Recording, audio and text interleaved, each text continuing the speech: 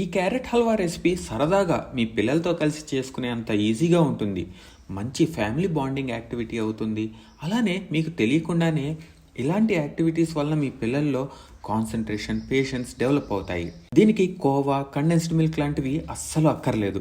పాలు, పంచదార, క్యారెట్, కొంచెం నెయ్యి, నచ్చిన డ్రై ఫ్రూట్స్, ఇష్టమైతే కొంచెం యాలకుల పొడి, ఇవే మనకి కావాల్సిన ఇంగ్రీడియంట్స్. జనరల్గా రెడ్ క్యారెట్స్ అయితే హల్వాకి బాగుంటాయి అని అంటారు, కానీ ఇట్ డజంట్ రియలీ మ్యాటర్ అండి. మీకు ఏ క్యారెట్స్ దొరికితే ఆ క్యారెట్స్ వాడుకోండి. మేము 3/4 కేజీ క్యారెట్స్ తీసుకుని పని మొదలు పెట్టాము.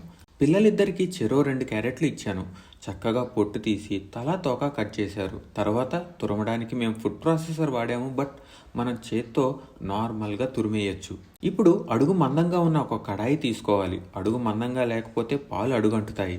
అందులో ఒక 2 స్పూన్లు లేదా 3 లేదా 4 లేదా 5 మీకు నచ్చినంత నెయ్యి వేసుకుని, కొంచెం జీడిపప్పు, పుచ్చపప్పు, గుమ్మడి గింజలు, కిస్మిస్లు, ఇలా మనకి ఇంట్లో ఏవి అందుబాటులో ఉంటే అవి వేసుకుని లో ఫ్లేమ్లో వేయించుకుని ఒక గిన్నెలోకి తీసుకోవాలి. తరువాత అదే కడాయిలో తురుముకున్న క్యారెట్, 1 లీటర్ పాలు, 200 గ్రాముల పంచదార వేసి ఒకసారి కలిపి హై ఫ్లేమ్లో పెట్టి వదిలేయడమే.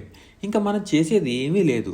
కడాయి ఎంత వెడల్పుగా ఉంటే పాలు అంత త్వరగా ఆవిరైపోయి కోవాలాగా మారుతుంది. మీకు ఇష్టమైతే కొంచెం యాలకుల పొడి వేసుకోవచ్చు. సుమారు 20-25 నిమిషాలకి ఇలా దగ్గర పడుతుంది. జ్యూసీగా ఉండాలి అనుకుంటే కొంచెం పాలు మిగిలి ఉండగానే స్టవ్ ఆఫ్ చేయండి. అలా కాకుండా కొంచెం గట్టిగా కావాలి అనుకుంటే ఇలా అట్లకాడితో గీకితే చక్కగా గీత పడాలి. ఆ స్టేజ్లో పొయ్యి కట్టేసి డ్రై ఫ్రూట్స్ వేసుకుని కలిపి వదిలేస్తే క్యారెట్ హల్వా రెడీ. అయితే వేడిగా ఉన్నప్పుడు కంటే చల్లారాక తింటే చాలా బాగుంటుంది. కొలతలు కామెంట్స్లో పిన్ చేస్తాను. అలానే ఇదే విధంగా బీట్రూట్తో కూడా హల్వా చేసుకోవచ్చు. అది కూడా సూపర్గా ఉంటుంది. ఒక్కసారి ట్రై చేసి చూడండి మీ పిల్లలతో కలిసి. అబ్బా, పిల్లలతో కలిసి చేస్తే అంతా కింద పడేస్తారు, మళ్ళీ నేనే శుభ్రం చేసుకోవాలి అనుకుంటున్నారా?